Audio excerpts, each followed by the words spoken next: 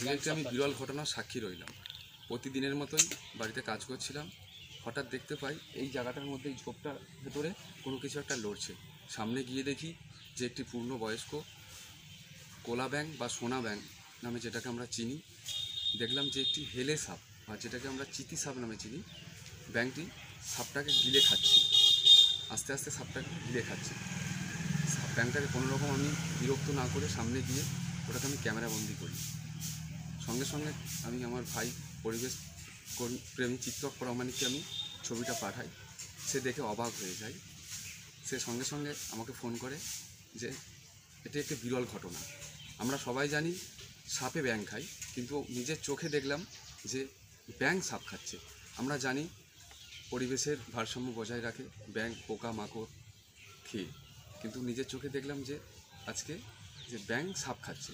সত্যি খুবই আনন্দিত আমি দেখার পর। তাই সবার কাছে একটা অনুরোধ, ব্যাঙকে কেউ মারবেন না। ব্যাঙ পরিবেশের গুরুত্বপূর্ণ একটি অঙ্গ। ব্যাঙ ছোট ছোট সাপ খেয়ে পরিবেশের ভারসাম্য বজায় রাখে।